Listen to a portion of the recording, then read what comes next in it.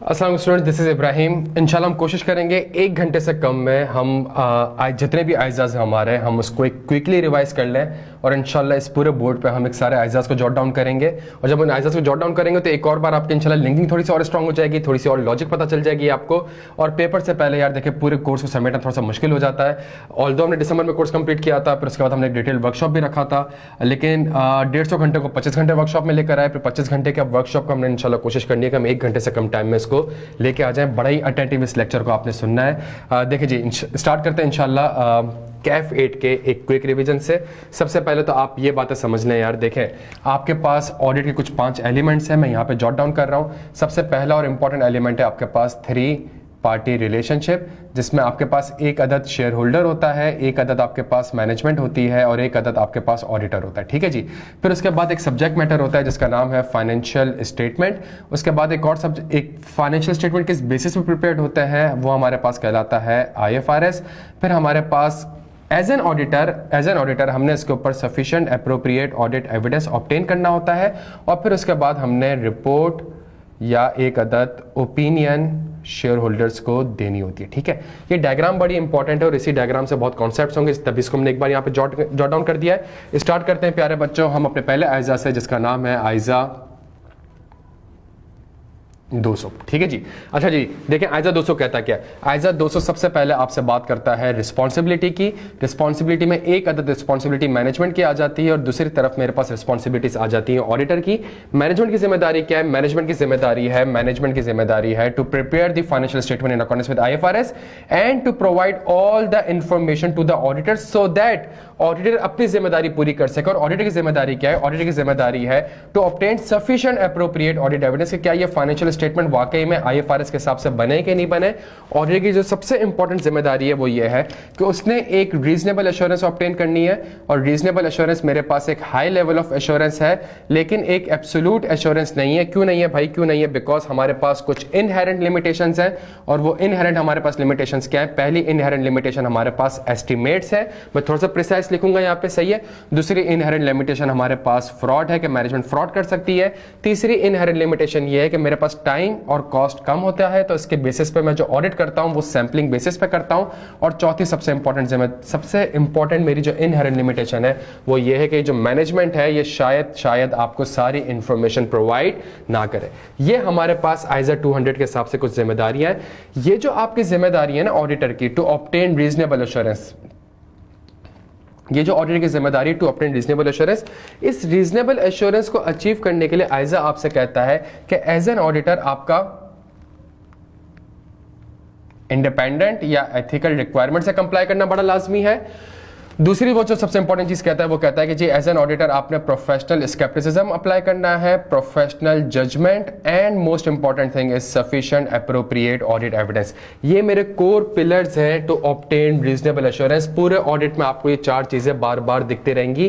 पूरे ऑडिट में ये ऑडिट के 5 एलिमेंट्स आपको बार बार दिखते रहेंगे। पूरे ऑडिट में ये मैनेजमेंट की जिम्मेदारी और ऑडिटर की जिम्मेदारी आपको बार बार दिखती रहेगी, तभी इसको हमने एक बार जॉट डाउन कर लिया। आइजा 200 के बाद जो मैं अगला आइजा आपको बताने जा रहा हूं वो सबसे इंपॉर्टेंट हमारे पास और उसका नाम है आइजा 300। आइजा 300 के 2 पहलू हैं। पहला पहलू फौरन से 200 के बाद ट्रिगर कर जाएगा और वो हमारे पास है क्लाइंट एक्सेप्टेंस। वो हमारे पास है प्यारे बच्चों क्लाइंट एक्सेप्टेंस। क्लाइंट एक्सेप्टेंस क्या है जी? क्लाइंट एक्सेप्टेंस ये है कि जब मैनेजमेंट आपको अप्रोच करती है, ऑडिटर को बता दिया कि जी ऑडिटर आपकी जिम्मेदारी क्या है, अब मैनेजमेंट आपको अप्रोच करेगी कि जी क्या आप हमारे ऑडिटर बनेंगे।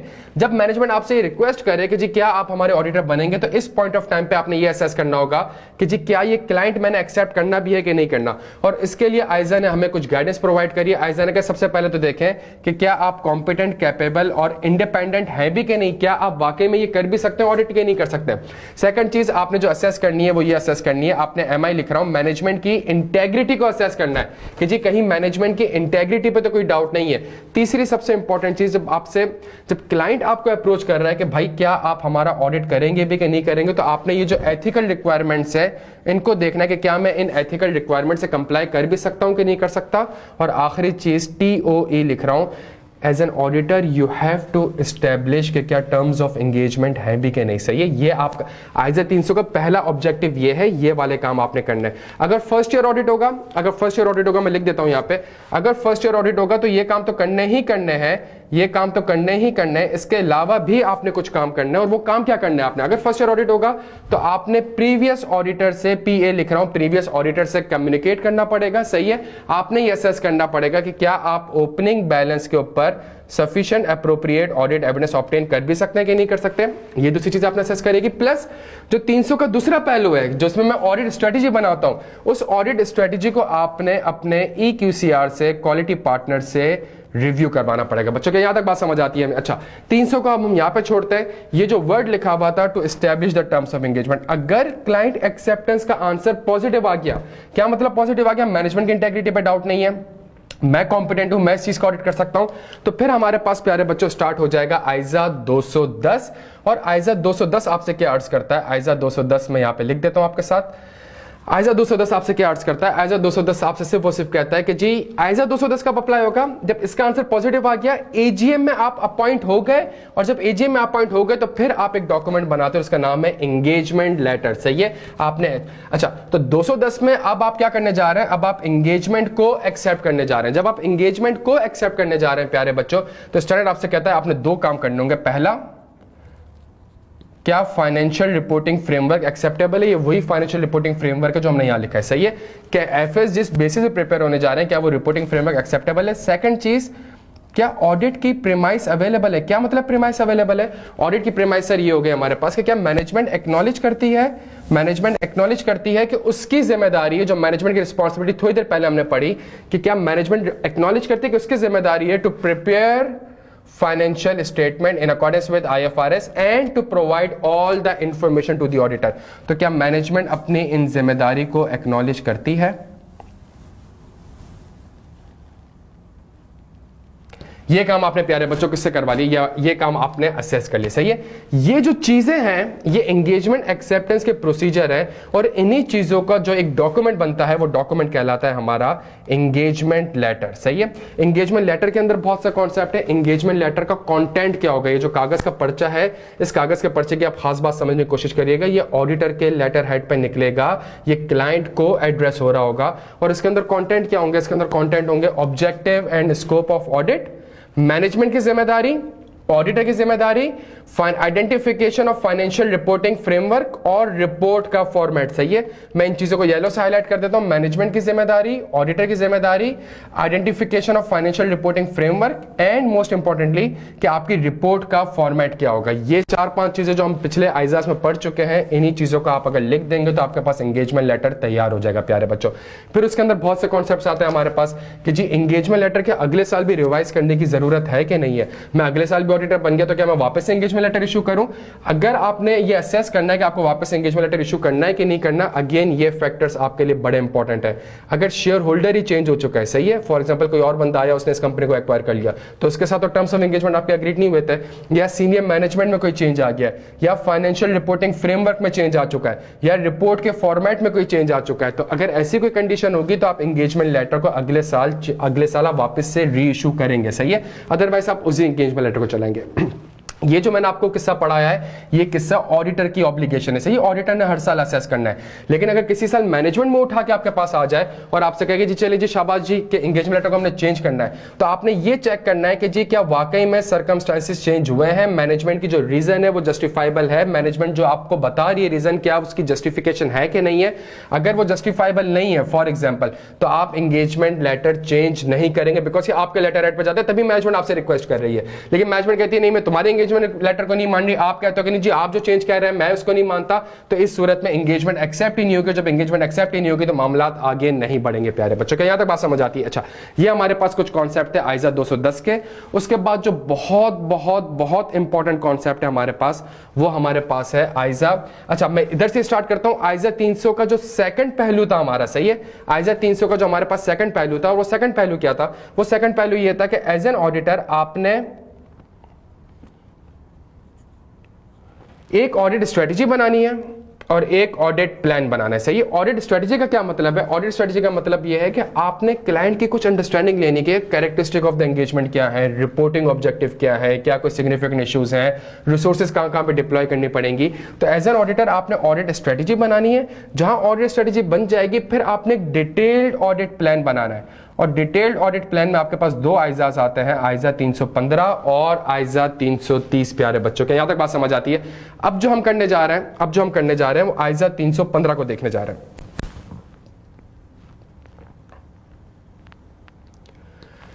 आइजा 315 की प्यारे बच्चों एक बहुत ही जबरदस्त बात है। ये आपसे कहता क्या है? ये आपसे सिंपल सी बात करता है कि एज एन ऑडिटर आपने ऑडिट रिस्क को आइडेंटिफाई भी करना है और असेस भी करना है। सही है। ऑडिट रिस्क को आपने आइडेंटिफाई भी। What is audit risk? The financial statement may not be prepared in accordance with IFRS. तो एज एन ऑडिटर आपने ऑडिट रिस्क को आइडेंटिफाई भी करना है और असेस भी करना है। जब आपने ऑडिट रिस्क को आइडेंटिफाई करना है तो आपने हाथ पांव चलाने पड़ेंगे। उन हाथ पांव को क्या कहते हैं? Risk assessment procedure. हमारे पास रिस्क असेसमेंट प्रोसीजर क्या होते हैं प्यारे बच्चों? हमारे पास रिस्क असेसमेंट प्रोसीजर जो हमें आइजा ने बताया है वो बताया है inquiry, observation and inspection and analytical procedure. सही है। ये आइजा ने हमें कुछ रिस्क असेसमेंट प्रोसीजर बताए। ये रिस्क असेसमेंट प्रोसीजर क्यों परफॉर्म करना है? आपने इसलिए परफॉर्म करना है ताकि एज एन ऑडिटर आप ऑब्टेन कर सकें, क्या ऑब्टेन कर सकें? आप अंडरस्टैंडिंग ऑब्टेन कर सकें। किस चीज की भाई? एंटिटी की, उसके एनवायरनमेंट की और उसके इंटरनल कंट्रोल की। ये कुछ अंडरस्टैंडिंग्स हैं जो कि आपने ऑब्टेन करनी है। ये जब अंडरस्टैंडिंग आप ऑब्टेन करेंगे तो इससे फायदा क्या होगा? इन अंडरस्टैंडिंग को ऑब्टेन करके आपको रिस्क फैक्टर्स आइडेंटिफाई होंगे प्यारे बच्चों। जहां आप ये अंडरस्टैंडिंग ऑब्टेन करेंगे तो आपको रिस्क फैक्टर्स आइडेंटिफाई होंगे। Once you identified the risk factor, आपने करना क्या होगा? उस रिस्क फैक्टर को आपने लिंक करना होगा, उन रिस्क फैक्टर्स को आपने लिंक करना होगा या तो एफएस लेवल से या फिर एजर्शन लेवल से। सही है। एफएस लेवल क्या होता है? एफएस एक ऐसा रिस्क जो कि more pervasive to the financial statement as a whole हो। फॉर एग्जांपल मैनेजमेंट की इंटेग्रिटी पे अगर आपको डाउट क्रिएट हो गए, सही है, तो इसका मतलब है अगर मैनेजमेंट की इंटेग्रिटी पे डाउट है तो ये सेल्स और परचेज तक अलाइन नहीं होगा, ये पूरे फाइनेंशियल स्टेटमेंट में फैला हुआ होगा। सही है। एजर्शन लेवल का मतलब फॉर एग्जांपल मार्केट में एक नया कॉम्पिटिटर आ गया। अगर मार्केट में एक नया कॉम्पिटिटर आ गया तो आप कहते हो यार मार्केट में नया कॉम्पिटिटर आ गया, इसकी वजह से कंपनी के रेवेन्यू कम हो रहे हैं, कंपनी के रेवेन्यू कम हो रहे हैं तो इसकी वजह से शायद मेरा property plant and equipment impaired हो गया होगा। ये जो आपने रिस्क आइडेंटिफाई करा है ये एजर्शन लेवल का है, ये पीपीई की वैल्यूएशन के एजर्शन को एड्रेस कर रहा है। अच्छा जी, तो हमने जब रिस्क को लिंक कर दिया एफएस लेवल से और एजर्शन लेवल से, तो अगला बड़ा इंपॉर्टेंट काम है कि जी आपने इस रिस्क को क्या करना है? इस रिस्क को असेस भी करना है। असेसमेंट में प्यारे बच्चों हमारे पास दो कॉन्सेप्ट्स होते हैं। एक हमारे पास होता है नॉर्मल रिस्क। नॉर्मल रिस्क क्या है हमें नहीं पता। एक होता है हमारे पास सिग्निफिकेंट रिस्क। आइजा ने सिग्निफिकेंट रिस्क को डिफाइन किया हुआ है, एक ऐसा risk that required significant auditors attention, that required special audit consideration. और कैसे पता चलेगा जो रिस्क आपने आइडेंटिफाई किया है वो नॉर्मल है कि सिग्निफिकेंट है? अगर वो सिग्निफिकेंट के क्राइटेरिया में पूरा हो जाता है तो वो सिग्निफिकेंट है, अगर वो सिग्निफिकेंट के क्राइटेरिया में पूरा नहीं होता तो फिर वो नॉर्मल रिस्क है। वो क्राइटेरिया हमारे पास क्या है? वो क्राइटेरिया हमारे पास है, पहला एस्टिमेट्स, दूसरा फ्रॉड, तीसरा रिलेटेड पार्टी, चौथा outside the normal course of business. सही है। और पांचवा हम कह लेते हैं कोई भी अगर मेरे पास कॉम्प्लेक्स ट्रांजैक्शन होती है। अगर आप इन फैक्टर्स को गौर से देखें, ये वही फैक्टर हैं जो थोड़ी देर पहले हमने इनहेरेंट लिमिटेशंस में लिखे थे। ये वही फैक्टर्स हैं मोर और लेस जो हमने थोड़ी देर पहले इनहेरेंट लिमिटेशंस में लिखे थे। तो अगर पीपी की इंपेयरमेंट में एस्टिमेट्स इन्वॉल्व है, it shall be treated as a significant risk. लेकिन अगर आपने कोई रिस्क प्री पेमेंट के ऊपर आइडेंटिफाई किया और आप कहते हैं प्री पेमेंट में ना एस्टिमेट्स है, ना फ्रॉड है, ना आरपी के साथ है, ना outside the normal course of business है, ना कॉम्प्लेक्स है, it shall be treated as a normal risk. इससे फायदा क्या होगा? आपकी जो एक इक्वेशन होती है audit risk is equal to inherent risk multiply by control risk multiply by detection risk. तो ये जो इनहेरेंट रिस्क है ये हाई हो जाएगा। जब इनहेरेंट रिस्क हाई हो जाएगा तो आपका ऑडिट रिस्क हाई हो जाएगा। इसको कम करने के लिए आपको डिटेक्शन रिस्क को कम करना पड़ेगा। और वो कैसे कम होगा? आप ज्यादा से ज्यादा सैंपल्स परफॉर्म करेंगे। ये जो मैं बात कह रहा हूं ये आइजा 530 सैंपलिंग में भी लिखी हुई है, assess risk of material miss statement. अच्छा जी, हमने ये काम कर लिया 315 के हिसाब से। अगला जो सबसे इंपॉर्टेंट पॉइंट है हमारे पास, अगला जो सबसे इंपॉर्टेंट पॉइंट है वो हमारे पास है आइजा 240।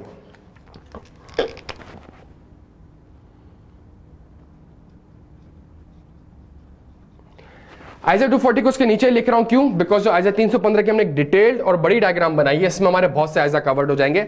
आइजा 240 के भी 3 ही ऑब्जेक्टिव है, मेरी बात समझने की कोशिश करिएगा। आइजा 240 के 3 ऑब्जेक्टिव है। अगर मैं आइजा 240 को पूरा समराइज करूं आपके साथ तो समझने की कोशिश करिएगा। पहला जो वो कॉन्सेप्ट आपको देता है वो जिम्मेदारी की देता है, मैं ग्रीन से लिख रहा हूं ताकि आप कनेक्ट कर सकें। पहला जो वो आपको कॉन्सेप्ट देता है वो रिस्पॉन्सिबिलिटी की देता है कि भाई फ्रॉड से रिलेटेड मैनेजमेंट की क्या जिम्मेदारी है और फ्रॉड से रिलेटेड ऑडिटर की जिम्मेदारी क्या है। मैनेज फ्रॉड को प्रिवेंट करना, डिटेक्ट करना, करेक्ट करना प्राइमरीली मैनेजमेंट की जिम्मेदारी है, सही है। Culture of honesty and integrity को प्रमोट करना, फ्रॉड के ऊपर स्ट्रॉन्ग प्रिवेंशन करना, emphasise on the fraud prevention, ये किसकी जिम्मेदारी है? मैनेजमेंट की जिम्मेदारी है। ऑडिटर की क्या जिम्मेदारी है? ऑडिटर के प्यारे बच्चों सिर्फ और सिर्फ 3 जिम्मेदारियां हैं। पहली जिम्मेदारी फ्रॉड के ऊपर रिस्क को, FRI लिख रहा हूं, फ्रॉड के ऊपर रिस्क को आइडेंटिफाई करना है, सही है। और सिर्फ आइडेंटिफाई नहीं करना बल्कि उस रिस्क को असेस भी करना है, पहला काम। जब आपने रिस्क आइडेंटिफाई कर लिया और असेस कर लिया तो उसके अगेंस्ट आपने फिर ऑडिट प्रोसीजर्स परफॉर्म करना है, ऑडिट प्रोसीजर्स परफॉर्म करना है। और जब प्रोसीजर्स परफॉर्म कर लेंगे और कोई सर्कमस्टेंसेस आपको ऐसी दिखती हैं जो कि इंडिकेट करता है किस चीज को, पॉसिबिलिटी ऑफ फ्रॉड को, तो फिर आपने उसको रिस्पॉन्ड करना है प्यारे बच्चों, सही है। फ्रॉड से रिलेटेड हमारे पास 3 ही ऑब्जेक्टिव है, सही है। अच्छा, रिस्पॉन्सिबिलिटी का कॉन्सेप्ट मैं आपको दे चुका हूं। फ्रॉड से रिलेटेड प्यारे बच्चों पहली चीज क्या लिखी है कि आपने फ्रॉड के ऊपर रिस्क को आइडेंटिफाई करना है, असेस करना है। इसका मतलब क्या है? इसका मतलब है ऊपर जो 315 लिखा हुआ है वो पूरा अप्लाई हो जाएगा। क्या मतलब? आपने फ्रॉड के ऊपर जब रिस्क आइडेंटिफाई करना है उसके ऊपर रिस्क का एक ही बाइबल स्टैंडर्ड है, आइजा 315। इसका मतलब है इसके इंप्लीकेशंस होंगे। क्या मतलब इसके इंप्लीकेशंस होंगी? एज एन ऑडिटर आपने रिस्क असेसमेंट प्रोसीजर्स परफॉर्म करने पड़ेंगे, सही है। फॉर एग्जांपल वो रिस्क प्रोसीजर, वो इंक्वायरीज होंगी, सही है। इंक्वायरी किससे करेंगे भाई? मैं ग्रीन से ही लिख रहा हूं ताकि फ्रॉड से लिंक कर सकूं। इंक्वायरी किससे करेंगे? इंक्वायरी करेंगे मैनेजमेंट से, इंक्वायरी करेंगे दोस्त चार्ज विद गवर्नेंस से, इंक्वायरी करेंगे इंटरनल ऑडिट फंक्शन से। इन 3 लोगों से आप इंक्वायरीज करेंगे ताकि आपको फ्रॉड की अंडरस्टैंडिंग हो जाए, सही है, ताकि आपको फ्रॉड की अंडरस्टैंडिंग हो जाए, एंटिटी एनवायरमेंट नहीं, फ्रॉड की अंडरस्टैंडिंग हो जाए। जब आप इन 3 लोगों से इंक्वायरी करेंगे तो फ्रॉड के रिस्क में सबसे इंपॉर्टेंट फैक्टर जो है हमारे पास, वो हमारे पास है फ्रॉड रिस्क फैक्टर, और वो हमारे पास 3 किस्म में टूट जाता है। एक इंसेंटिव और प्रेशर में, दूसरा अपॉर्चुनिटी में, तीसरा एटीट्यूड और रैशनलाइजेशन में, सही है जी। तो आपके पास जो सबसे इंपॉर्टेंट कॉन्सेप्ट होगा वो ये होगा कि जी एज एन ऑडिटर जब आपने फ्रॉड रिस्क फैक्टर आइडेंटिफाई करना है, आप जब यहां पे रिस्क फैक्टर्स आइडेंटिफाई करते थे वो ऑडिट रिस्क फैक्टर्स थे, लेकिन जहां फ्रॉड का वर्ड यूज हो जाएगा तो आपने फ्रॉड रिस्क फैक्टर आइडेंटिफाई करना है। एक कंपनी क्यों फ्रॉड करेगी, उसके ऊपर कोई ना कोई मुश्किलात होंगी या फ्रॉड करके उसको कोई ना कोई फायदा होगा। एक कंपनी क्यों फ्रॉड करेगी, कंपनी के मुलाजिम क्यों फ्रॉड करेंगे, बिकॉज उसके पास कोई ना कोई अपॉर्चुनिटीज वगैरह अवेलेबल होंगी। क्या यहां तक बात समझ आती है? जहां आपने ये काम कर लिया, अगेन आइजा आपसे कहता है कि ये जो अंडरस्टैंडिंग आपने ली, जो इंक्वायरीज करी, इससे जो आपके पास रिस्क आए, ये रिस्क 2 लेवल पे होंगे, एक एफएस लेवल पे होगा और एक एजर्शन लेवल पे होगा। एफएस लेवल पे प्यारे बच्चों एक रिश्ता कयामत होगा जिसका नाम है एमओसी, और एजर्शन लेवल पे एक रिश्ता कयामत होगा जिसका नाम है रेवेन्यू रिकॉग्निशन। मैं यहां पे स्टेरिक बना रहा हूं सिर्फ और सिर्फ रेवेन्यू रिकॉग्निशन के ऊपर। एक्सेप्शन है कि अगर रेवेन्यू बहुत ही सिंपल नेचर का है तो इस केस में आपको फ्रॉड का रिस्क आइडेंटिफाई करने की जरूरत नहीं है, सही है। अगर फ्रॉड का रिस्क आइडेंटिफाई करने की जरूरत नहीं है अगर तो मेरे पास बहुत ही सिंपल नेचर का है, सही है। अच्छा, जब आपने रिस्क आइडेंटिफाई कर लिए एमओसी के, तो आइजा आपसे कहता है यार आप समझने की कोशिश करें मैनेजमेंट क्यों फ्रॉड, मतलब मैनेजमेंट क्यों कंट्रोल्स को ओवरराइड करेगी, उनके पास क्या टेक्निक्स मौजूद है। तो स्टैंडर्ड ने कहा भाई देखें उसके पास टेक्निक ये मौजूद है कि वो फिक्टिशियस जर्नल एंट्रीज रिकॉर्ड कर सकती है, सही है। वो अकाउंटिंग पॉलिसी से खेल सकती हैं, वो एस्टिमेट्स को चेंज कर सकती हैं, वो किसी कॉम्प्लेक्स ट्रांजैक्शन में या outside the normal course of business वाली ट्रांजैक्शन में एंगेज हो सकती है, ठीक है। अच्छा, जहां हमने ये पढ़ लिया तो उसके बाद सबसे इंपॉर्टेंट चीज हमारे पास है ऑडिट प्रोसीजर्स। अब एज एन ऑडिटर सिर्फ आपने रिस्क आइडेंटिफाई नहीं करना, रिस्क आइडेंटिफाई करने के लिए 315 ने बड़ी हेल्प करी आपको। अगला काम है कि आपने उसके अगेंस्ट ऑडिट प्रोसीजर्स परफॉर्म करना है। ऑडिट प्रोसीजर्स आपको जो परफॉर्म करने हैं वो एमओसी के अगेंस्ट भी आइजा ने आपको बता दिए कि एमओसी के अगेंस्ट अगर हुआ तो ये प्रोसीजर परफॉर्म करना है, और अगर एफएस लेवल पे हुआ तो आपने ये करना है। वो प्रोसीजर्स हमारे पास क्या है कि अगर मैनेजमेंट के पास टेक्निक ये मौजूद है, अगर एफएस लेवल पे रिस्क है, मैं पहले एफएस लेवल डिस्कस कर लेता हूं। अगर एफएस लेवल पे रिस्क है, सही है, तो मैं 3 चीजें लिख देता हूं, 3 प्रोसीजर्स हैं जो कि आइजा ने आपको बताया कि अगर एफएस लेवल पे रिस्क है तो चूंकि रिस्क पूरे एफएस लेवल पे मौजूद है तो एज एन ऑडिटर आप एंगेजमेंट टीम भी ऐसी भेजें जिसके पास sufficient level of knowledge and expertise हो। पहला काम आप ये कर लें। अगर एफएस लेवल पे रिस्क मौजूद है तो आप अकाउंटिंग पॉलिसीज को इवेल्युएट करें, और तीसरा सबसे इंपॉर्टेंट चीज है आप इनकॉर्पोरेट करें एलिमेंट ऑफ अनप्रिडिक्टेबिलिटी। लेकिन अगर रिस्क एमओसी का है तो आप समझे कि मैनेजमेंट के पास टेक्निक क्या थी, वो फिक्टिशियस जर्नल एंट्रीज रिकॉर्ड करी थी, आप जर्नल एंट्रीज को टेस्ट कर लें। वो एस्टिमेट्स में खेल रही थी तो आप एस्टिमेट्स को चेंज कर लें कि जो एस्टिमेट्स में एजम्पशन यूज हो रही है क्या वो रीजनेबल है। और तीसरी सबसे इंपॉर्टेंट चीज प्यारे बच्चों कि अगर मैनेजमेंट फॉर एग्जांपल किसी outside the normal course of business या कॉम्प्लेक्स ट्रांजैक्शन में है तो आप उसके बिजनेस रैशनल को इवेल्युएट कर लें। तो इसका मतलब है हमारे पास जो टोटल फ्रॉड के अगेंस्ट आइजा ने प्रोसेस बताएं वो 6 प्रोसेस हमें बताएं। ठीक है जी, जब आप ये प्रोसेस परफॉर्म करेंगे तो देयर इज अ पॉसिबिलिटी कि आपको कोई मिस स्टेटमेंट आइडेंटिफाई होगी प्यारे बच्चों। मिस स्टेटमेंट एरर की वजह से भी हो सकता है और सर्कमस्टेंसेस ऐसी हैं जो कि इंडिकेट करता है किस चीज को, फ्रॉड को। अगर सर्कमस्टेंसेस ऐसी हैं जो कि इंडिकेट करता है फ्रॉड को तो आइजा आपसे कहता है कि आपने फौरन से इसके इंपैक्ट को अदर एस्पेक्ट ऑफ ऑडिट में भी कंसीडर करना है। पहला काम आपने ये करना है। इसके ऊपर क्या काम करेंगे, नहीं, इसके ऊपर 705 अप्लाई कर दीजिएगा। अगर फ्रॉड की कुछ इंडिकेशन है तो आपने कुछ काम करने पड़ेंगे। वो काम क्या है, वो सबसे पहला काम ये है कि आप अदर एस्पेक्ट ऑफ ऑडिट में, मैं OAA लिख देता हूं यहां पे, आपने अदर एस्पेक्ट ऑफ ऑडिट में इसको कंसीडर करना है, पहला काम। सेकंड सबसे इंपॉर्टेंट पॉइंट प्यारे बच्चों ये है कि अगर सीनियर मैनेजमेंट इन्वॉल्व है, अगर सीनियर मैनेजमेंट इन्वॉल्व है और भले ही इममटीरियल है तो आइजा कहता है कि अब तो आपने मैनेजमेंट की इंटेग्रिटी को रीइवैल्यूएट करना है। अब तो आपने मैनेजमेंट की इंटेग्रिटी को रीइवैल्यूएट करना है। और अगर मैनेजमेंट की इंटेग्रिटी पे डाउट क्रिएट हो गए, मैनेजमेंट की इंटेग्रिटी पे डाउट क्रिएट हो गए तो इसका मतलब है ये जो जितने भी रिस्क असेसमेंट करी थी, ये हर जगह पे मैनेजमेंट लिखा हुआ है, ये हर जगह पे मैनेजमेंट लिखा हुआ है, ये हर जगह पे मैनेजमेंट लिखा हुआ है। तो जितनी भी रिस्क असेसमेंट करी थी उन सबको रिवाइज करने की जरूरत है। जितने भी ऑडिट एविडेंस और रिटर्न रिप्रेजेंटेशन मिले हैं उन सबकी रिलायबिलिटी में डाउट क्रिएट हो जाएंगे। और एज एन ऑडिटर अगर आपको लगता है मैनेजमेंट की इंटेग्रिटी पे डाउट है, थोड़ी देर पहले ही पढ़ा कि अगर मैनेजमेंट की इंटेग्रिटी को तो क्लाइंट एक्सेप्टेंस के वक्त इवैल्यूएट करना था, और अगर मैनेजमेंट इंटेग्रिटी पे उस वक्त डाउट क्रिएट होता तो आप तो क्लाइंट एक्सेप्ट नहीं करते, तो अब आप एंगेजमेंट कंटिन्यू कैसे कर सकते हो। तो फिर आप एक काम करें कि आप विड्रॉ कर जाए, और जब विड्रॉ करेंगे तो कम्युनिकेट करना पड़ेगा, कुछ पार्टीज को कम्युनिकेट करना पड़ेगा, और कुछ वो भी हैं जो कि नामालूम पार्टीज है लाइक FIA NAB वगैरह हो गए, उनको भी शायद कम्युनिकेट करना पड़ जाए। इस पॉइंट के लिए प्यारे बच्चों आप लीगल एडवाइस ले लें। यहां तक बात समझ आती है। अगला सबसे इंपॉर्टेंट काम है हमारे पास सफिशिएंट एप्रोप्रिएट ऑडिट एविडेंस। अच्छा, एक चीज मैं आइजा 240 से लिंक कर दूं, मैं इसको ग्रीन से लिंक कर देता हूं। आइजा 240 में प्रोफेशनल स्केप्टिसिज्म का कॉन्सेप्ट बड़ा जबरदस्त अप्लाई होगा, irrespective of the past experience, irrespective of the honesty and integrity of the management. As an auditor you should always maintain a professional scepticism. चलें जी, जबरदस्त हो गया प्यारे बच्चों। थोड़ा सा मजीद आगे मूव करते हैं, और आगे मूव करके अब हम जाते हैं आइजा 500 की तरफ। और आइजा 500 में हमारे पास था सफिशिएंट एप्रोप्रिएट ऑडिट एविडेंस हमारे पास। अगर मैं यहां पर थोड़ी सी चीज देखूं, सफिशिएंट डील करता था क्वांटिटी से, एप्रोप्रिएट डील करता था क्वालिटी से, और जो मेरे पास ऑडिट एविडेंस थे वो बहुत किस्म के थे। वो इंक्वायरी भी था, वो इंस्पेक्शन भी था, वो एनालिटिकल प्रोसीजर भी था, वो ऑब्जर्वेशन भी था, वो मेरे पास एक्सटर्नल कंफर्मेशन भी था, वो मेरे पास रिकैलकुलेशन भी था, वो मेरे पास रीपरफॉर्मेंस भी था। सही है, एज एन ऑडिटर मेरे पास ये 7 हथियार मौजूद है जिसके बेसिस पे मैं प्रोसीजर परफॉर्म करके sufficient appropriate audit evidence obtain कर सकता हूं। आ जाए जी, इन सारी चीजों को हम अप्लाई करते हैं एक बड़े जबरदस्त स्टैंडर्ड में जिसका नाम है हमारे पास आइजा 550 रिलेटेड पार्टी। मैं कोशिश करता हूं उसको यहीं पे लिख दूं ताकि हमारे पास आगे स्टैंडर्ड के लिए थोड़ी सी जगह बच जाए। आइजा 550 रिलेटेड पार्टी प्यारे बच्चों को यहां पे क्यों लिखा है, बिकॉज इसका पहला ऑब्जेक्टिव है आरपी के ऊपर आपने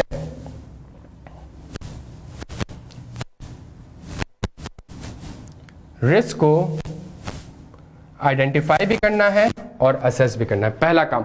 तो रिस्क को आइडेंटिफाई करना और असेस करना है, तो यार ये पढ़ा हुआ 315 सही है। 315 के हिसाब से इसका मतलब है अब आपने आरपी से रिलेटेड ऑब्टेनिंग एंड अंडरस्टैंडिंग, किस चीज से रिलेटेड, आरपी से रिलेटेड आपने अंडरस्टैंडिंग ऑब्टेन करनी पड़ेगी। और वो अंडरस्टैंडिंग ऑब्टेन करने के लिए आप किसके पास जाएंगे प्यारे बच्चों, अगेन मैनेजमेंट के पास जाएंगे। सही है, आप मैनेजमेंट के पास जाएंगे, मैनेजमेंट के पास जाके आप क्या पूछेंगे, मुझे नेम ऑफ रिलेटेड पार्टी बता दो, मुझे नेम ऑफ रिलेटेड पार्टी बता दो, मुझे रिलेटेड पार्टी के साथ रिलेशनशिप बता दो, और मुझे ट्रांजैक्शंस बता दो कि आरपी के साथ आपने क्या ट्रांजैक्शन करी है।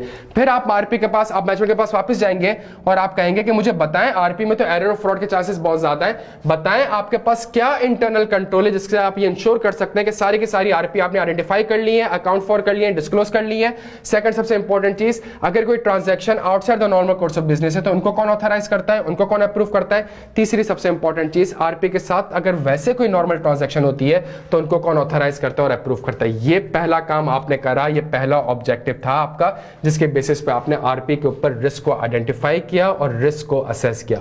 आयजा ने आपको 3 से 4 रिस्क प्यारे बच्चों बता दिए हैं। आयजा ने कहा पहला रिस्क आपके पास जो होगा वो ये होगा कि मैनेजमेंट आपको शायद सारी की सारी ऑल आरपी कम्युनिकेट ना करें, ये पहला रिस्क हो जाएगा आपका। दूसरा रिस्क, मैनेजमेंट ने आपको आरपी तो सारी कम्युनिकेट कर दी, लेकिन दूसरा ये चीज कि उसको एफएस में एडिक्वेटली डिस्क्लोज नहीं किया होगा, सही है। तीसरी चीज, मैनेजमेंट ने आरपी के साथ शायद फ्रॉड भी किया होगा, मतलब आरपी के साथ फ्रॉड नहीं, आरपी के साथ मिलके फाइनेंशियल में कोई फ्रॉड किया होगा। और चौथी सबसे इंपॉर्टेंट चीज, मैनेजमेंट ने outside the normal course of business में कोई ट्रांजैक्शन करी होगी रिलेटेड पार्टी के साथ। सबसे इंपॉर्टेंट चीज ये प्यारे बच्चों, जो फ्रॉड और आउटसाइड और the normal course of business का वर्ड आया, it shall always be treated as a significant risk. इन दो रिस्क की असेसमेंट क्या होगी, हमेशा सिग्निफिकेंट रिस्क होगी। क्यों असेसमेंट होगी, आप देख लें जो वर्ड यूज हो रहे हैं प्यारे बच्चों, कहीं यहां तक बात समझ आ रही है, या आप देख लें जो सिग्निफिकेंट रिस्क में क्राइटेरिया वर्ड यूज हो रहा है। अच्छा जी, जब रिस्क आइडेंटिफाई कर लिए तो इस रिस्क के अगेंस्ट अब आपने क्या करना पड़ेगा। जिस तरह फ्रॉड में आप प्रोसीजर्स परफॉर्म कर रहे थे, तो यहां रिस्क छोड़ के आप खाली तो नहीं छोड़ देंगे, इनके अगेंस्ट भी आप प्रोसीजर्स परफॉर्म करेंगे। पहला रिस्क हमारे पास क्या है, मैनेजमेंट ने सारी की सारी आरपी आपको कम्युनिकेट। तो आरपी होती क्या है, मेरी होल्डिंग कंपनी हो सकती है, मेरी सब्सिडी हो सकती है, मेरी एसोसिएट हो सकती है, कॉमन डायरेक्टर हो सकती है। तो इस केस में आइजा आपसे कहता है कि जी आपने ये करना है कि आपने इन्वेस्टमेंट रजिस्टर देखना है। मैं इसके प्रोसेस आपको बता रहा हूं, इसमें आपने इन्वेस्टमेंट रजिस्टर देखना है, शेयर होल्डर रजिस्टर देखना है, minutes of the meeting of board of directors देखने हैं, आपने डायरेक्टर के कॉन्फ्लिक्टिंग स्टेटमेंट्स देखना है, आपने लीगल इनवॉइस देखनी है, आपने इनवॉइसेस देखनी है, आपने कंफर्मेशंस भेजनी है। यहां से आपको न्यू रिलेटेड पार्टी आइडेंटिफाई हो सकती है या एग्जिस्टिंग आरपी के साथ न्यू ट्रांजैक्शन आइडेंटिफाई हो सकती है। अगर आपको मैनेजमेंट ने 2 रिलेटेड पार्टी बताई और उनके साथ 4 ट्रांजैक्शन बताएं, 2 पॉसिबिलिटीज हो सकती हैं। या तो आपको कोई तीसरी रिलेटेड पार्टी आ जाए, सही है, या 2 रिलेटेड पार्टी से 4 ट्रांजैक्शन नहीं हुई है, 5 ट्रांजैक्शन हुई है। अगर आपको कोई न्यू रिलेटेड पार्टी या एग्जिस्टिंग आरपी के साथ कोई न्यू ट्रांजैक्शन आइडेंटिफाई हो गई, आइजा कहता है भाई आपने फौरन से मैनेजमेंट के पास जाना है और मैनेजमेंट से इंक्वायर करना है कि भाई आपने फौरन से न्यू रिलेटेड पार्टी को, एंगेजमेंट टीम को कम्युनिकेट करना है। पहला काम आपने करना है। दूसरा काम, आपने मैनेजमेंट से रिक्वेस्ट करनी है कि इस आरपी के साथ जितनी भी ट्रांजैक्शंस हुई हैं वो सारी की सारी मुझे कम्युनिकेट करो। फिर आपने मैनेजमेंट से रिक्वेस्ट इंक्वायर करना है कि आपके इंटरनल कंट्रोल इतने इनइफेक्टिव क्यों थे कि ये न्यू रिलेटेड पार्टी आपने मुझे आइडेंटिफाई, आपका सिस्टम आइडेंटिफाई नहीं कर सका। और जो मैनेजमेंट के साथ बैठ के आप ये रिस्क आइडेंटिफाई कर रहे थे तो सारे सारे गलत निकले, तो इसका मतलब और रिस्क भी हो सकता है। तो आपने अपने रिस्क असेसमेंट को रिवाइज करना है, उसके अगेंस्ट मजीद ऑडिट प्रोसीजर परफॉर्म करने। और अगर आपको लगता है मैनेजमेंट ने आरपी जानबूझ के छुपाई है, जानबूझ के छुपाई प्यारे बच्चों, तो फिर फ्रॉड की इंप्लीकेशंस भी आपके सामने आ जाएंगी। अच्छा, दूसरा रिस्क हमारे पास कि ट्रांजैक्शन एडिक्वेटली डिस्क्लोज नहीं है। तो ट्रांजैक्शन जो हुई है उसको आप रिलेटेड पार्टी से कंफर्म कर सकते हैं। रिलेटेड पार्टी के साथ ट्रांजैक्शन के दौरान आपके पास कोई इंटरमीडिएट इन्वॉल्व हुआ होगा, आप उससे कंफर्म कर सकते हैं, या रिलेटेड पार्टी के ऑडिटेड फाइनेंशियल स्टेटमेंट देख सकते हैं। फ्रॉड के लिए प्रोसीजर वही है, आप मैनेजमेंट और दोस्त जावेद गवर्नेंस से इंक्वायरी कर सकते हैं। चौथा जो सबसे इंपॉर्टेंट है वो है outside the normal course of business. क्या मतलब, ये जो आपने ट्रांजैक्शन करी आरपी के साथ, ये आपका बिजनेस है ही नहीं, ये आपका काम ही नहीं है, सही है। आपका काम है जनरेटर बनाना और जनरेटर बेचना, आपने अपना लैंड और बिल्डिंग बेच दिया रिलेटेड पार्टी को, सही है, तो ये आपका बिजनेस नहीं है। अगर कोई ट्रांजैक्शन, या अगर आपका बिजनेस भी है लेकिन आपने उन टर्म्स एंड कंडीशन में नहीं करा जो आप बाकियों के साथ करते हो, इस केस में आयजा कहता है कि यार यहाँ पे मसला है, चूंकि ये outside the normal course of business है, तो इसके बिजनेस रैशनल को इवैल्यूएट करने की जरूरत है। तो बिजनेस रैशनल को इवैल्यूएट करने के लिए आप कैसे इसके बिजनेस रैशनल को इवैल्यूएट कर सकते हैं? 2 चीजें, एक मैनेजमेंट है, आप उससे इंक्वायर करेंगे भाई बताएं इसके टर्म्स एंड कंडीशन क्या है। दूसरा, वो टर्म्स एंड कंडीशन किसी रिटर्न एग्रीमेंट में होंगे, उसको पढ़ें। आप इंस्पेक्ट जब करेंगे ना रिटर्न एग्रीमेंट को, तो 3 पर्पस के लिए करेंगे। पहला पर्पस आपका ये होगा कि आप ये देखेंगे उसके बिजनेस रैशनल को इवैल्यूएट करेंगे, मैनेजमेंट ने जो आपको एक्सप्लेनेशन दी है क्या वो उससे कंसिस्टेंट है भी कि नहीं, और जो बातें एग्रीमेंट में लिखी हैं क्या वो वाकई में एडिक्वेटली डिस्क्लोज हुई है कि नहीं हुई। और चूंकि ये outside the normal course of business था, तो क्या उसको बोर्ड ने या मैनेजमेंट ने अप्रूव किया भी है कि नहीं किया। ये कुछ काम है प्यारे बच्चों जो आप रिलेटेड पार्टी में करेंगे। मैं सब कुछ यहाँ पे नहीं लिख रहा ऑब्वियसली, लेकिन मैं आपको बता रहा हूँ कि चीजें 315 240 इस तरीके से ट्रिगर कर जाएंगी बच्चों। अच्छा, अगली चीज जो हमारे पास सबसे इंपॉर्टेंट है प्यारे बच्चों रिलेटेड पार्टी के बाद, वो हमारे पास है आइजा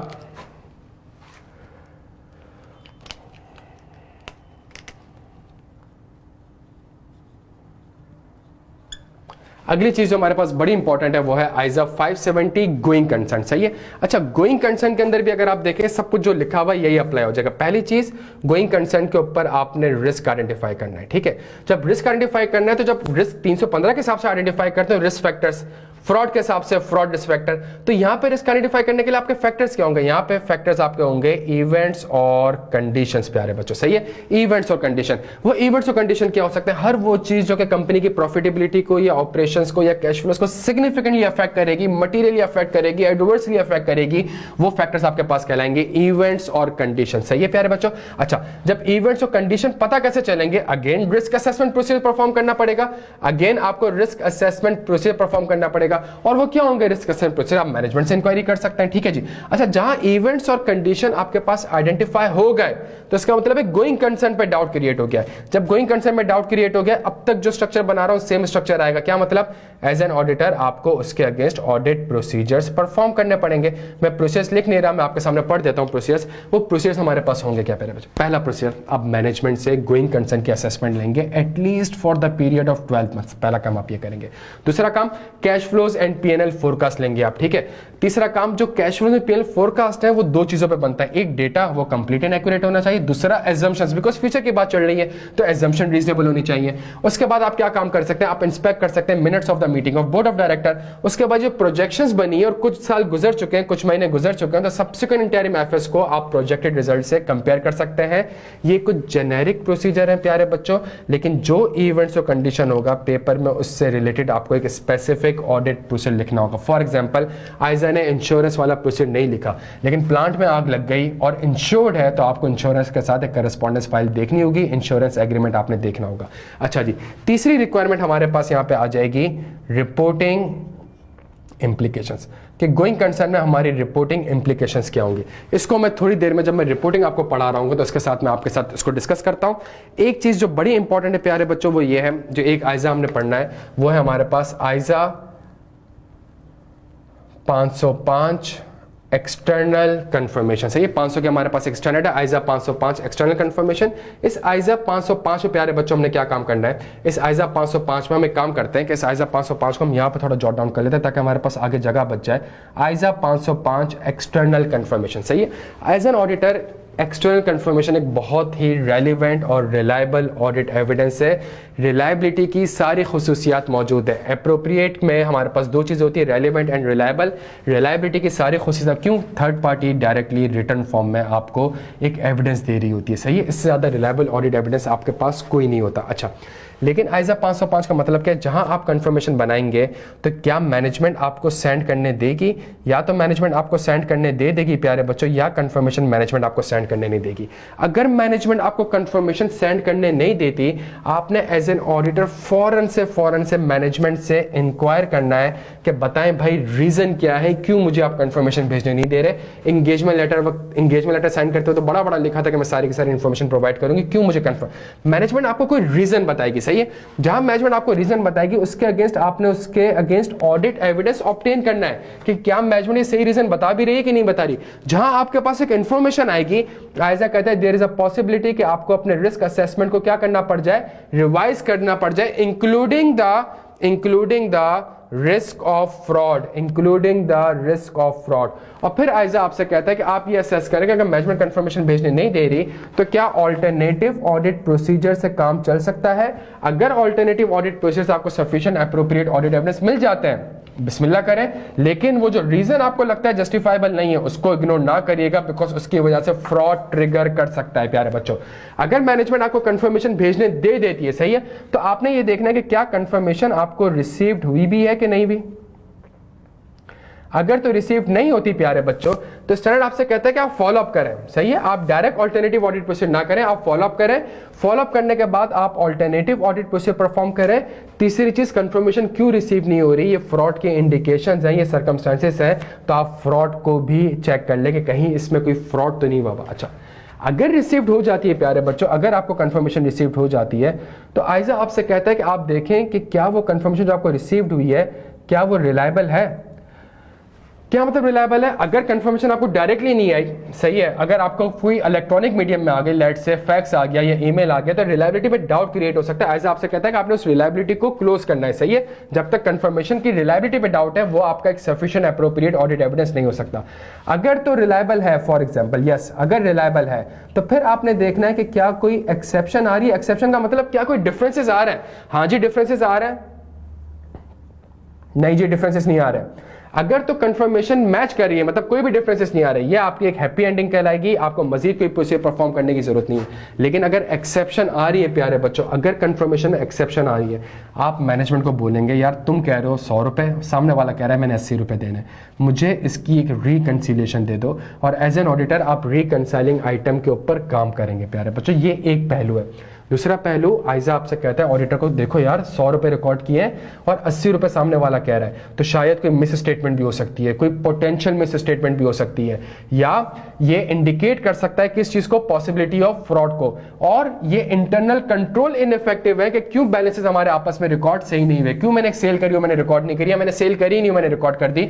तो ये इंटरनल, तो मतलब बुरे ख्यालात भी आपने देखने कि फ्रॉड भी हो सकता है, मिस स्टेटमेंट भी हो सकती है, कंट्रोल भी इनइफेक्टिव हो सकता है। और आपने कहना है नहीं नहीं ये कुछ भी नहीं है यार, ये तो एक सिंपल सी रिकंसिलिएशन है, मैनेजमेंट मुझे बना के दे देगी, मैं उस रिकंसाइलिंग आइटम्स के ऊपर काम कर लूंगा। प्यारे बच्चों, ये हमारे पास था आइजा 505। अगला जो सबसे इंपॉर्टेंट हमारे पास है प्यारे बच्चों, वो हमारे पास है आइजा 580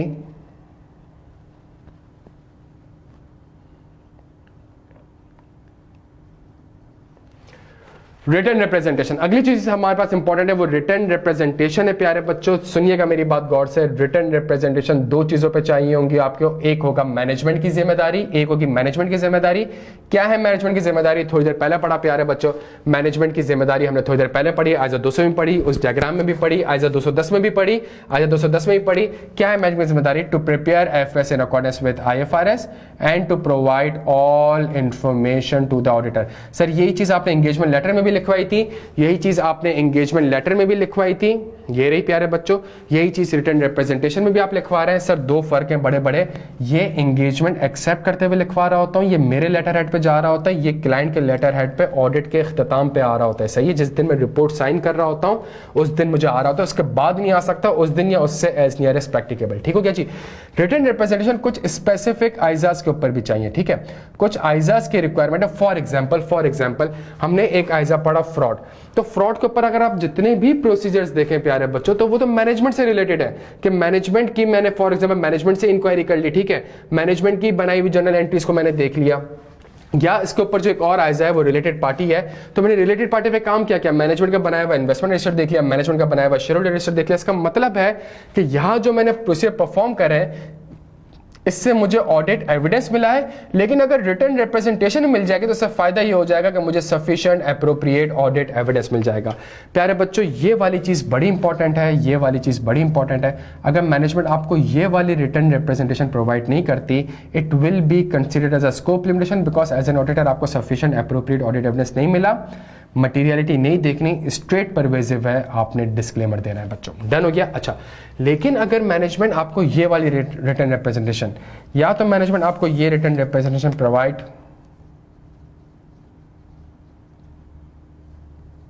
करेगी या प्रोवाइड नहीं करेगी। अगर मैनेजमेंट आपको ये वाली रिटर्न रिप्रेजेंटेशन प्रोवाइड नहीं करती प्यारे बच्चों, अगर मैनेजमेंट ये रिटर्न रिप्रेजेंटेशन प्रोवाइड नहीं करती, कोई मसले वाली बात नहीं है, कंफर्मेशन तो प्रोवाइड नहीं करी थी, गए थे ना, इंक्वायरी किया था ना, यहां से मैनेजमेंट के पास जाए, इंक्वायर करें, भाई रीजन बता दो क्यों लिख के नहीं दे रही, यहां तो बड़ा बड़ा लिखा था कि मैं सब कुछ प्रोवाइड करूंगी, तो लिख के दे दो, इंक्वायर कर ले मैनेजमेंट से, रीजन बता दो यार। जैसे ही मैनेजमेंट आपको रीजन बताएगी, आइजा कहता है फौरन से आपने मैनेजमेंट की इंटेग्रिटी को रीइवैल्यूएट करना है, और जहां मैनेजमेंट की इंटेग्रिटी को रीइवैल्यूएट करना है, थोड़ी देर पहले पढ़ाया प्यारे बच्चों, जितने भी ऑडिट एविडेंस हैं और जितने भी रिटर्न रिप्रेजेंटेशन है उन सबको रीइवैल्यूएट करने की जरूरत पड़ जाएगी। अगर मैनेजमेंट आपको रिटर्न रिप्रेजेंटेशन प्रोवाइड कर देती है प्यारे बच्चों, तो आपने देखना है कि क्या रिटर्न रिप्रेजेंटेशन की रिलायबिलिटी पे, मैं आरडी लिख रहा हूं, रिलायबिलिटी पे डाउट तो नहीं है? हाँ जी रिलायबिलिटी पे डाउट है, नहीं जी रिलायबिलिटी पे डाउट नहीं है। अगर रिलायबिलिटी पे डाउट नहीं है हैप्पी एंडिंग हो गई। लेकिन अगर रिलायबिलिटी पे डाउट हो रहा है प्यारे बच्चों, अगर तो रिलायबिलिटी पे डाउट हो रहा है तो स्टैंडर्ड आपसे कहता है कि यार आप क्यों रिलायबिलिटी पे डाउट क्रिएट होगा। ऐसा कहता है यार दो पॉसिबिलिटीज हैं, या तो मैनेजमेंट की इंटेग्रिटी पे डाउट होगा या there is an inconsistency between audit evidence and written representation. अगर मैनेजमेंट की इंटेग्रिटी पे किसी भी वजह से 240 अप्लाई करो मैनेजमेंट की इंटेग्रिटी, 550 अप्लाई करो किसी भी वजह से अगर मैनेजमेंट की इंटेग्रिटी पे डाउट क्रिएट हो गया, आइजा कहता है दफा करो इस रिटर्न रिप्रेजेंटेशन को। जितने भी ऑडिट एविडेंस है और जितने भी रिटर्न रिप्रेजेंटेशन है उन सबकी रिलायबिलिटी में डाउट क्रिएट हो चुका है।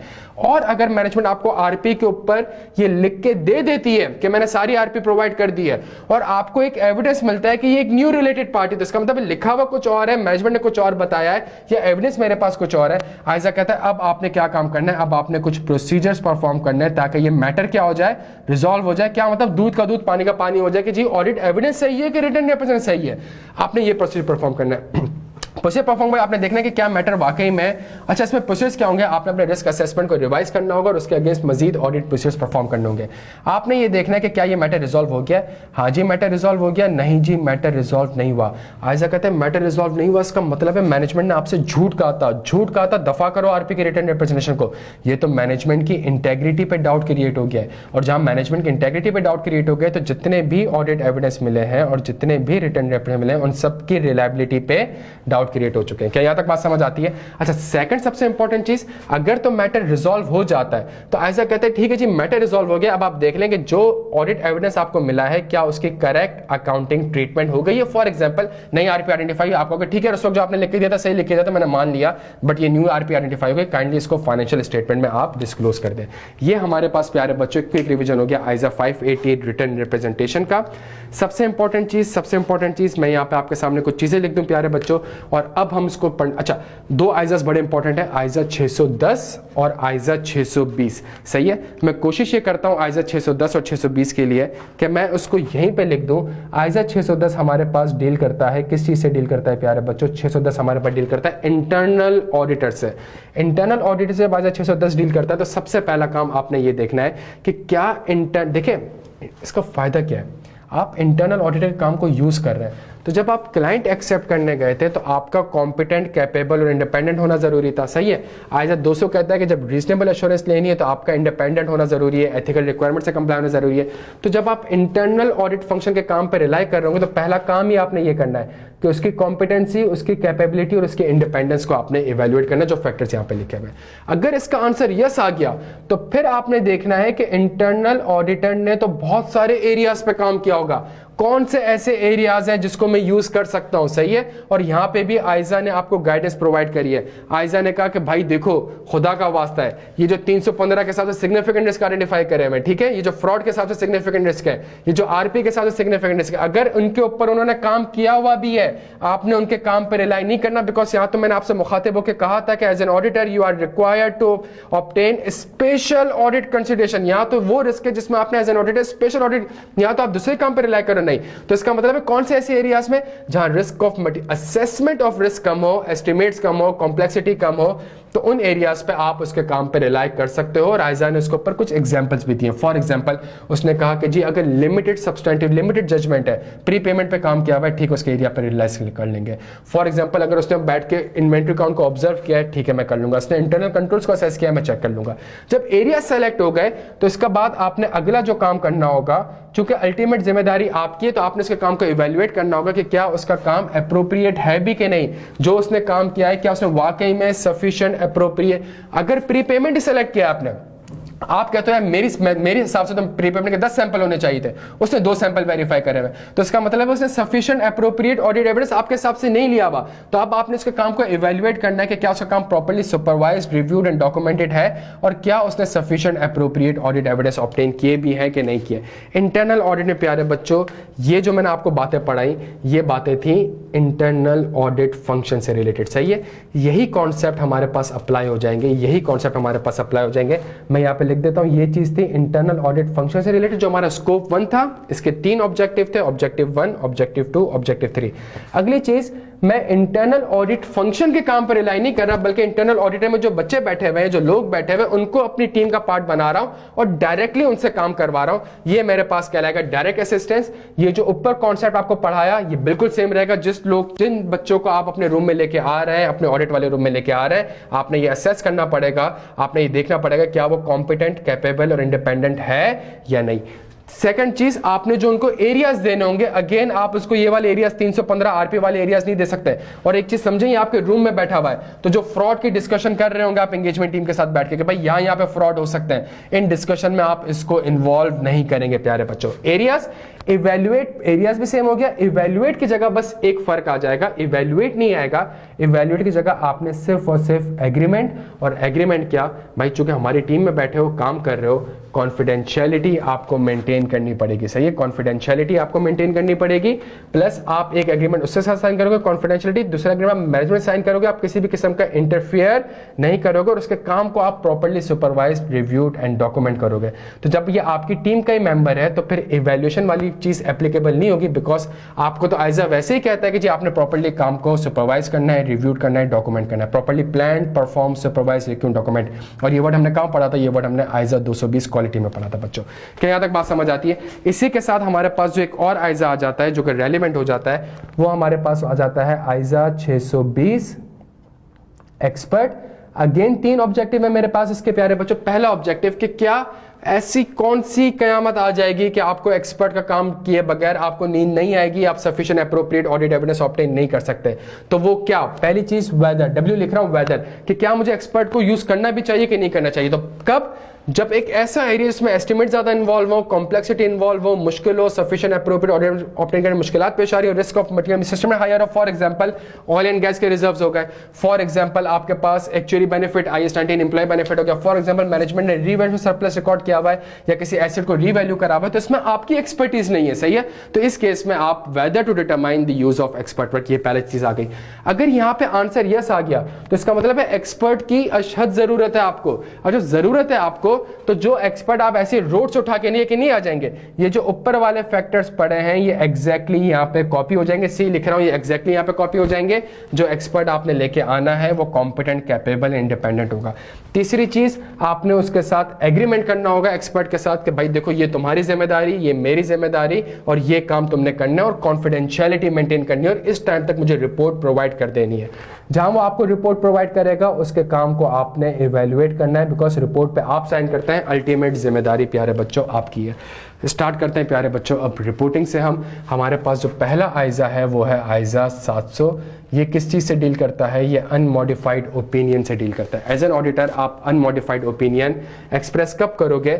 जब आपको सफिशिएंट एप्रोप्रिएट ऑडिट एविडेंस मिल जाएगा कि फाइनेंशियल स्टेटमेंट IFRS के हिसाब से बने हुए। तो एज एन ऑडिटर आप कहते हो in our opinion these FS are prepared in accordance with IFRS। मैं अगला आइजा यहां पे लिख रहा हूं, आइजा 701 की ऑडिट मैटर। इस स्टैंडर्ड की 2 ही रिक्वायरमेंट है प्यारे बच्चों। पहली requirement how to determine KAM, और दूसरी चीज हाउ टू कम्युनिकेट कैम। सही है, कैम को डिटरमाइन करना है तो आइजा कहता है एज एन ऑडिटर आपने 3 स्टेप्स फॉलो करने हैं। पहला, matters communicated to those charged with governance. दूसरा, ऐसे इनमें से ऐसे कौन से एरियाज हैं that required significant auditors attention, और फिर इनमें से ऐसे कौन से एरियाज हैं दैट आर मोस्ट सिग्निफिकेंट। सही है, ये 3 क्राइटेरियाज है। सबसे पहला, matters communicated to those charged with governance, कि आपने ये देखना है कि पूरे फाइनेंशियल स्टेटमेंट में आपने कैम होता क्या है। Key audit matters are those matters that in the auditors professional judgement were of most significant in the audit of current period. तो मोस्ट सिग्निफिकेंट का मतलब है कि यार इसमें 1000 मैटर्स आ रहे हैं तो आप ये देखेंगे कौन सा मैटर ऑडिट कमेटी बोर्ड को कम्युनिकेट हुए। वो कैम जरूरी नहीं कि वो कैम हो। सही है, फिर आप उस पर एक और फिल्टर लगाओ और आप देखें ऐसे कौन से मैटर्स हैं that required significant auditors attention. तो आइजा ने कहा कि भाई जो 315 के हिसाब से सिग्निफिकेंट रिस्क होगा, जो 315 के हिसाब से सिग्निफिकेंट रिस्क होगा, it means that required significant auditors attention. But जरूरी नहीं कि जो सिग्निफिकेंट रिस्क हो वो कैम भी हो। तीसरी चीज हमारे पास है मोस्ट सिग्निफिकेंट। सही है, अब आप देखिए इन मैटर्स में से ऐसे कौन से जो कि मोस्ट सिग्निफिकेंट, क्या मतलब ऐसे कौन से एरियाज है जहां पे आपको ऑडिट एविडेंस ऑब्टेन करने में मुश्किल पेश आई है, ऐसे कौन से एरियाज है जहां पे ऑडिट परफॉर्म करने में मुश्किलात पेश आई हैं। फॉर एग्जांपल ये रिलेटेड पार्टी है, ये फ्रॉड है, ये 315 है, सही है, ये कन्फर्मेशन है, ये रिटर्न रिप्रेजेंटेशन है। अभी हमने पीपी की इंपेयरमेंट के ऊपर एक रिस्क आइडेंटिफाई किया था। एज एन ऑडिटर आप कहेंगे कि यार पीपी की इंपेयरमेंट मैं ऑडिट कमेटी को भी कम्युनिकेट करूंगा, 315 के हिसाब से सिग्निफिकेंट रिस्क भी है और इसके ऊपर मुझे ऑडिट एविडेंस और प्रोसीजर परफॉर्म करने में मुश्किलात पेश आती हैं। Yes, this matter is my key audit matter. But for example एक कंपनी के रेवेन्यू है, ऑडिट कमेटी से डिस्कस भी हुआ है, 315 के हिसाब से सिग्निफिकेंट रिस्क भी है, लेकिन आप कहते हो रेवेन्यू इतना वो नेचर का है, सिंपल नेचर का है कि इसमें कोई कॉम्प्लेक्सिटी एस्टिमेट्स नहीं है। इनवॉइस देखा, बिल ऑफ लेडिंग देखी, रेवेन्यू वेरीफाई हो गया। तो यस, 315 के हिसाब से सिग्निफिकेंट रिस्क है, लेकिन मेरा की ऑडिट मैटर नहीं है। जब आप कम्युनिकेट करने जाएंगे प्यारे बच्चों, कम्युनिकेट करते हुए आपने ख्याल रखना है कि आपने कैम की एक डेफिनेशन देनी है, सही है, और जो डेफिनेशन मैंने आपको बताई वो देनी है, और एक कैविएट देना है कि भाई मैं जो नीचे बता रहा हूं जिन मैटर्स के ऊपर कैम, इनके ऊपर मैं कोई अलग से इंडिविजुअल ओपिनियन नहीं दे रहा। फिर let's say impairment of PP, इसके ऊपर आप कैम देना चाह रहे हैं, इसकी एक हेडिंग डालेंगे और इसकी हेडिंग में प्यारे बच्चों आप तीन चीजें कम्युनिकेट करेंगे। पहला, रेफर करेंगे डिस्क्लोजर से अगर कोई है। दूसरा काम, why it is a KAM, why का आंसर कहां से मिलेगा, वाई का आंसर यहीं से मिलेगा प्यारे बच्चों। और तीसरी चीज, उसके अगेंस्ट आपने क्या की ऑडिट प्रोसीजर्स परफॉर्म किया। अच्छा, ये हमारे पास आ गया कैम। कैम का मसला 700, 570, 705 है, तो हम अगला काम ये करते हैं, हम 705 लिख लेते हैं प्यारे बच्चों। हमारे पास अगला आइजा है, आइजा 705 मॉडिफिकेशन। ये मॉडिफिकेशन कब होगी, ये मॉडिफाइड ओपिनियन में कब देता हूं मैं, दो सूरतों में देता हूं बच्चों। पहली चीज, अच्छा रिपोर्ट मॉडिफाई नहीं होती, ओपिनियन मॉडिफाई होती है। पहली चीज, इसको हमेशा आसान आप समझने की कोशिश करिएगा कि या तो मेरे पास आप इसको यूं देख लें कि क्या मुझे सफिशिएंट एप्रोप्रिएट ऑडिट एविडेंस मिले, हाँ जी मिले हैं, नहीं जी मिले। अगर मुझे सफिशिएंट एप्रोप्रिएट ऑडिट एविडेंस ही नहीं मिले तो it will be considered as a scope limitation. Impact material है तो क्वालिफाइड, मटेरियल प्लस परवेजिव है तो डिस्क्लेमर। लेकिन अगर मुझे sufficient appropriate audit evidence obtain हो गए तो क्या कोई मुझे मिस स्टेटमेंट आइडेंटिफाई हुई है, हाँ जी मिस स्टेटमेंट आइडेंटिफाई हुई है, नहीं जी मिस स्टेटमेंट आइडेंटिफाई नहीं हुई। अगर मिस स्टेटमेंट आइडेंटिफाई नहीं हुई प्यारे बच्चों, आइजा 700 के हिसाब से मैं अनमोडिफाइड ओपिनियन दे दूंगा। मिस स्टेटमेंट अगर आइडेंटिफाई हुई है तो क्या वो मटीरियल है, नहीं जी मटेरियल नहीं है, हाँ जी मटेरियल है, और मटेरियल प्लस परवेजिव भी है। अगर मटेरियल नहीं है, अगेन 700 के हिसाब से अनमोडिफाइड ओपिनियन दे दूंगा। मटेरियल है तो क्वालिफाइड दे दूंगा, मटेरियल प्लस परवेजिव है तो एडवर्स ओपिनियन दे दूंगा। प्यारे बच्चों, यहां पे भी क्वालिफाइड दिख रहा है, यहां पे भी क्वालिफाइड दिख रहा है, यहां मटेरियल प्लस परवेजिव दिख रहा है। दोनों में फर्क क्या है समझने की कोशिश करिएगा। स्कोप लिमिटेशन में आप इफेक्ट नहीं बता सकते, बिकॉज आप कहते हो मुझे पता ही नहीं है कि ये बैलेंस सही है भी कि नहीं। सफिशिएंट एप्रोप्रिएट ऑडिट एविडेंस जब ऑब्टेन हो जाता है और यहां जब आप मिस स्टेटमेंट एडवर्स देते हो तो यहां पे आप इफेक्ट बताते हो कि भाई मैंने पीपी की इंपेयरमेंट पे काम किया और मैंने काम करते हुए ये देखा कि इंपेयरमेंट इतने से नहीं इतने से रिकॉर्ड होनी चाहिए। चूंकि मैनेजमेंट इतने से इंपेयरमेंट रिकॉर्ड नहीं कर रही, अगर ये कर लेती तो मेरे पीबीटी में ये इंपैक्ट होता है, इन्वेंट्री में ये होता है, पीपी में ये होता है, आप सारे इंपैक्ट बताते हैं। अगर आपको मैनेजमेंट पीपी की इंपेयरमेंट ही ना दे तो आप कैसे बता सकते हो इंपैक्ट। तो यहाँ स्कोप लिमिटेशन में आप पॉसिबल इफेक्ट का वर्ड यूज करते हो और यहाँ पे मिस स्टेटमेंट के केस में आप इफेक्ट का वर्ड यूज कर रहे होते हो। आखिरी आइजा प्यारे बच्चों जो हमारे पास बड़ा इंपॉर्टेंट है वो हमारे पास है आइजा 706। 706 दो चीजों से डील करता है, emphasis of matter paragraph and other matter paragraph. Emphasis financial statement से पर्टेन करता है, ओएमपी मेरे पास ऑडिटर की रिपोर्ट और ऑडिटर की जिम्मेदारी से पर्टेन करता है। अगर एक मैटर एफएस में एडिक्वेटली डिस्क्लोज्ड है और फंडामेंटल है यूजर की understanding of the financial statement के लिए, तो इस मैटर को आप एम्फेसिस ऑफ मेटा पैराग्राफ में चाहो तो कम्युनिकेट कर सकते हो। कब? अगर वो चीज ना 700 से कम्युनिकेट हो पा रही है, ना 701 से कम्युनिकेट हो पा रही है, ना 705 से कम्युनिकेट हो पा रही है, और ना ही मेरे पास 570 से कम्युनिकेट हो पा रही है, तो इस केस में आप एम्फेसिस दे सकते हो। अदर मैटर पैराग्राफ ऑडिटर से पर्टेन करता है, ऑडिटर की रिपोर्ट से पर्टेन करता है, ऑडिटर की जिम्मेदारी से पर्टेन करता है। फॉर एग्जांपल पिछले साल का ऑडिट किसी और फर्म ने किया हुआ है, तो आप अब बताना चाह रहे हो शेयर होल्डर को कि भाई पिछले साल का नंबर जो करस्पॉन्डिंग में आपको दिख रहा है उसका ऑडिट मैंने नहीं करा, उसका ऑडिट किसी और फर्म ऑफ चार्टर्ड अकाउंटेंट ने किया। तो ये मैटर चूंकि ऑडिटर से पर्टेन करता है तो यहाँ पे अदर मैटर पैराग्राफ आएगा। एक आखिरी कॉन्सेप्ट सुन लें प्यारे बच्चों, अगर कोई ऐसा मैटर जो कि कैम भी है और गोइंग कंसर्न भी है, सही है, तो वो मैटर कैम में कम्युनिकेट होगा, गोइंग कंसर्न में कम्युनिकेट नहीं होगा। ये हमेशा याद रखेगा। अगर कोई मैटर कैम भी है और वो एम्फेसिस ऑफ मैटर पैराग्राफ भी है तो वो मैटर कैम में कम्युनिकेट होगा, एम्फेसिस ऑफ मैटर पैराग्राफ में कम्युनिकेट नहीं होगा। अगर कोई ऐसा मैटर मेरे प्यारे बच्चों जिसके ऊपर आप मॉडिफाइड ओपिनियन दे रहे हैं, सही है, चाहे वो गोइंग कंसर्न हो या पीपी की इंपेयरमेंट जो कि आपने कैम डिटरमाइन किया था, अब उसके ऊपर आप मॉडिफाइड ओपिनियन देने जा रहे हैं, वो मैटर हमेशा मॉडिफाइड ओपिनियन में ही कम्युनिकेट होगा, इन जगह पे कम्युनिकेट नहीं होगा। सही है।